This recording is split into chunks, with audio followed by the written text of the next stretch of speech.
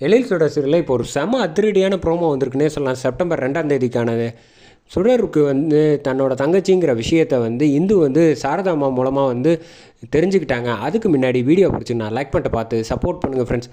கரெக்டாக வந்து சுடரோட அப்பா வந்து இந்த பக்கம் வராங்க. இங்கே வாங்க சார், சுப்பிரமணி போயிடாதீங்க, நான் உங்ககிட்ட ஒரு முக்கியமான தகவல் சொல்லணும் அப்படிங்கிறாங்க. அதை வந்து பெருசாக இவருக்கு வந்து கண்டுக்காதனால போயிடுறாங்க. எதுக்கு இவரை வந்து சுப்பிரமணியன்னு கூப்பிட்றாங்க சாரதாமா அப்படின்னு சொல்லிட்டு இந்து வந்து யோசிச்சுக்கிட்டு இருக்கப்போ வந்து நீங்கள் தானே எனக்கு வந்து சின்ன வயசில் ஒரு வயசில் இருக்கும்போது வந்து உங்களோட குழந்தைய வந்து என்கிட்ட வந்து கொடுத்துட்டு போனீங்க. அவளுக்கு வந்து நான் இந்துன்னு பேர் வச்சேன். நீங்கள் வந்து எப்படி வளர்ப்பீங்களோ அதே மாதிரியே நானும் அன்பு பாசம் எல்லாத்தையும் வச்சு அவளை வந்து நல்லபடியாக கல்யாணம் பண்ணி வந்து கொடுத்தேன். ஒரு நல்ல குடும்பத்தில் பசங்களோட சந்தோஷமாக இருந்தான். ஆனால் திடீர்னு பார்த்தா அவளுக்கு என்னமோ கொடுத்து வைக்கலை. இந்த பக்கம் இந்து வந்து எல்லா விஷயத்தையும் கேட்டு அதிர்ச்சி ஆகிறாங்க. அப்படின்னா சுடர் வந்து என்னோட தங்கச்சியாக அப்படியா அப்படின்னு ஒரு செகண்ட் அதிர்ச்சியாகி யோசிக்கிறாங்க.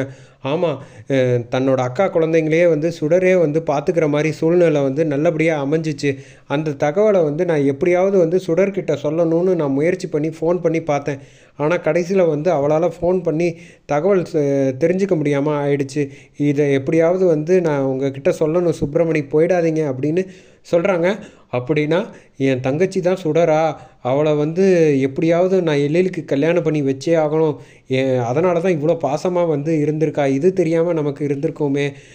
எப்படியும் இந்த மனோகரியை வந்து இனிமேல் சும்மா விடக்கூடாது. அதனால் சுடர் நம்மளோட தங்கச்சிங்கிறனால தான் அவளோட வந்து உடம்புக்குள்ளே வந்து நம்மளால் போக முடிஞ்சிருக்குங்கிற விஷயத்தை வந்து புரிஞ்சுக்கிறாங்க இந்து.